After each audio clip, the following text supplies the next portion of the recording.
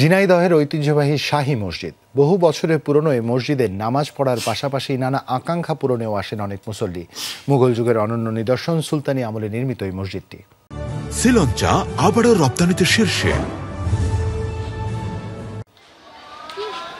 হাজার বছরের সাক্ষী হয়ে মাথা উঁচু করে দাঁড়িয়ে আছে ঝিনাইদহের শৈলকুপার ঐতিহ্যবাহী শাহী মসজিদ। দরগাপাড়ার সবচেয়ে প্রাচীন এই মসজিদটি নির্মিত হয়েছিল সুলতানি আমলে। মসজিদের গায়ে দেখা মেলে মুঘল স্থাপত্যের নান্দনিক সব নকশা। বিভিন্ন দূর দূরান্ত থেকে লোকজন আসে এবং পাশে অনেক প্রচলিত আছে মসজিদটা এক রাত্রে হওয়া।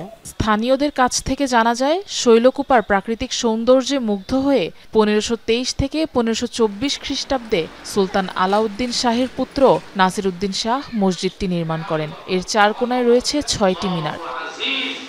গোলাকার আয়তনের মসজিদটির 5টি প্রবেশপথ, ভেতরে 5 ফুটের 2টি স্তম্ভ আর বাইরে বিশাল পুকুরে রয়েছে অজুর ব্যবস্থা।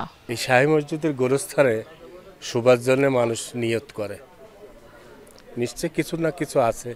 এই মসজিদটা হচ্ছে অত্র এলাকার সবচেয়ে প্রাচীনতম এবং এই জায়গায় আসলে মানুষ হয়তো দান খরাত করলে তাদের মনের আকাঙ্ক্ষা পূরণ হয়। এই আশায় যে আল্লাহ সান্নিধ্য পাবে এই জায়গায় আসলে, এই কারণে আমার বিশ্বাস এই জায়গায় আসে। আমার বেটার বড় যাতে বাচ্চাটা ভালো ভালো থাকে, সুস্থ যেন থাকে, ভালো ভালো যেন হয়, এইরকম আশার জন্য আইছে।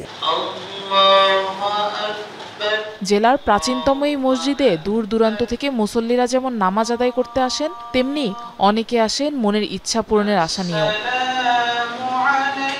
আমরা মনে করি জিনের দ্বারাই হয়তো রাতারাতি এখানে মসজিদ তৈরি করেছে। তখন এখানে জঙ্গল ছিল। তা মসজিদের ভিতরে 2টো পাথরের খাম্বা আছে, পাথরের খাম্বার উপরে 6টা গম্বুজ, আর ওয়ালটা আছে 65 ইঞ্চি পুরোপুরি গাঁথনি করা। কুমার নদের কোল ঘেঁষে দাঁড়িয়ে থাকা শাহী মসজিদটি নির্মাণের জন্য কয়েকশো বিঘা জমি দান করেছিলেন সুলতান নাসিরউদ্দিন নুসরত শাহ। আফরোজা লামিয়া, যমুনা নিউজ।